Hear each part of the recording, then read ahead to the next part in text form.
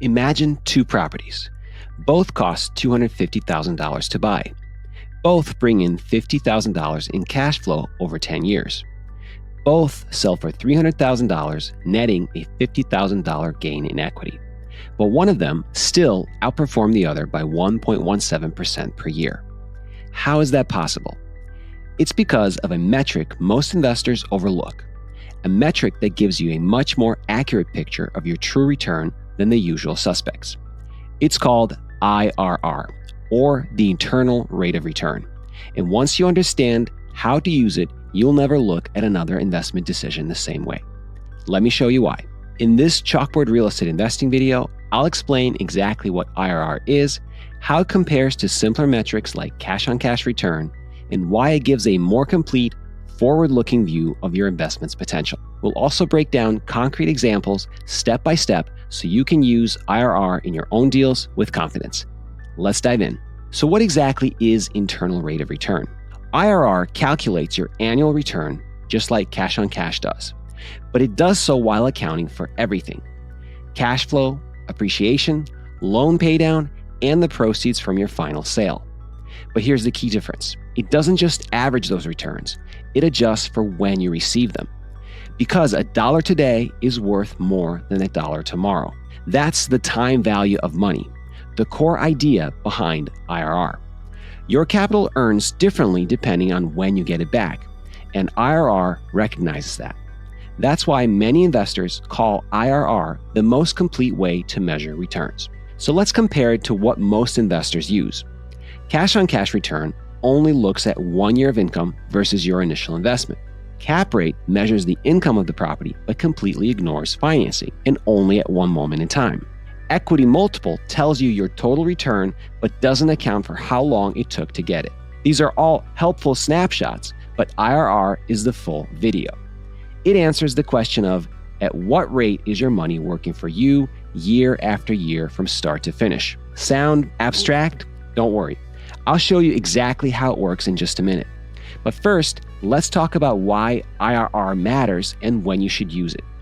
Sure, you can calculate IRR after an investment wraps up, but that's just looking in the rearview mirror. The real power of IRR is in comparing deals before you invest, so you can decide where to put your capital next. If deal A projects a 12% IRR and deal B projects an 8% IRR, and you believe the inputs are reliable, you have a clear winner. This is especially important if you want your investment to outperform passive alternatives like index funds. For example, if a rental property only returns 8% IRR, it's a hard no for me. Why? Because real estate investments come with added effort, risk, and liability compared to something like the S&P 500.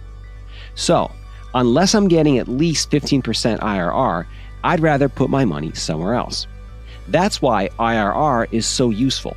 It shows you the total picture, not just one slice of the deal. To run a proper IRR analysis, you need 5 things: the amount of your initial investment, your projected periodic cash flows from rental income, any added capital you plan to invest for improvements, the holding period, which is how long you plan to own the property, and the projected sale price when you exit.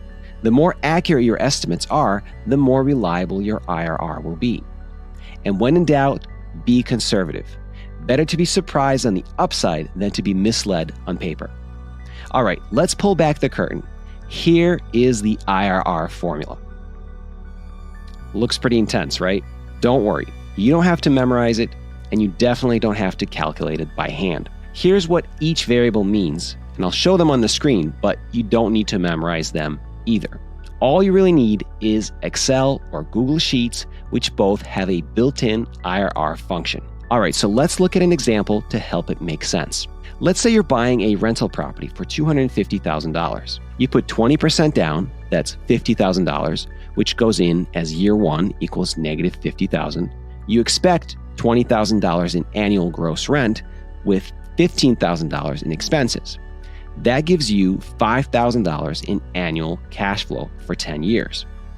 Then, in year 10, you sell the property for $300,000. After paying off your $200,000 loan, that nets you $100,000 plus the $5,000 in rent for that year.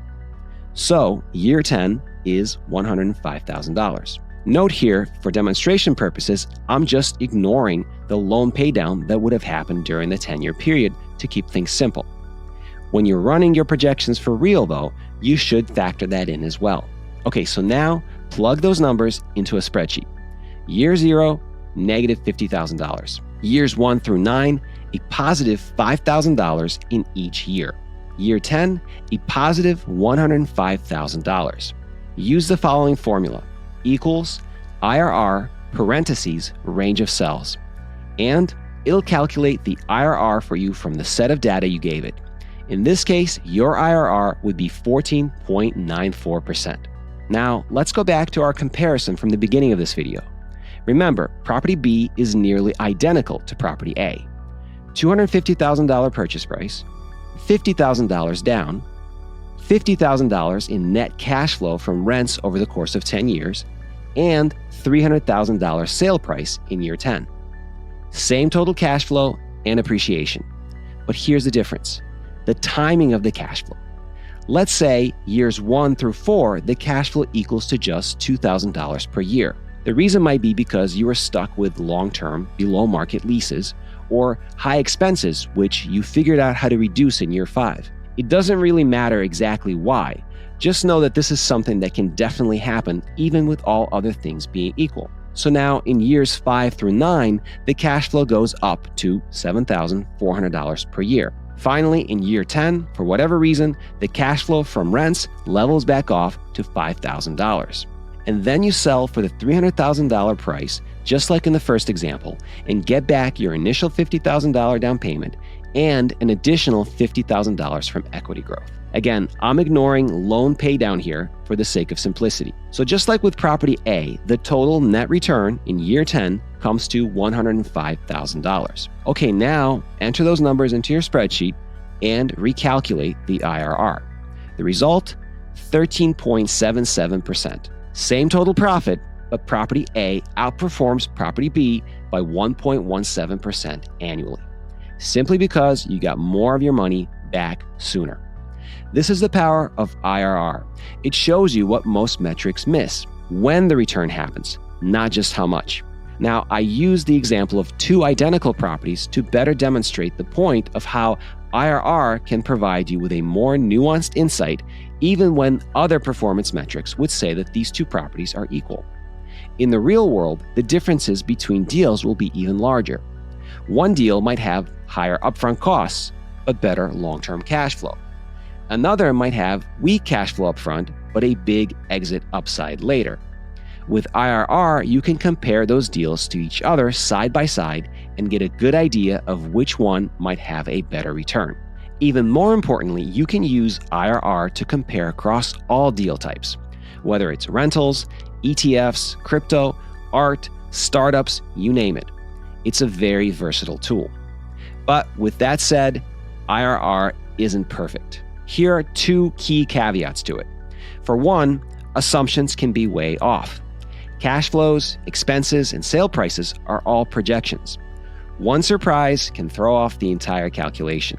If the market tanks leading up to the year you plan to sell, for example, your IRR will be significantly off. Similarly, unexpected expenses can arise that can drastically throw off the cash flow projections and the resulting IRR.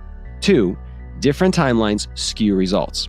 Comparing a 5-year project to a 30-year hold using IRR will not be nearly as useful. The best way to hedge against all of this? Stress test your numbers. Run multiple scenarios, conservative, base, and optimistic, and then compare the results. Here's the bottom line. IRR is like the X-ray of real estate investing. It doesn't just show you what's visible, it reveals what's happening underneath over time. It's not perfect, and it's not the only metric that matters. But if you want to get serious about maximizing your investment returns, IRR is a tool you can't afford to ignore. If this video helped you understand IRR better, give it a like and subscribe for more straightforward real estate investing breakdowns like this one. And if you want the exact spreadsheet I use to calculate the IRR on my real estate deals, you can grab one for free at the link in the description below. And if you're interested in learning more about how I earn infinite returns on my investments, check out this video I previously posted on this channel. Tap or click the screen, and I'll see you there.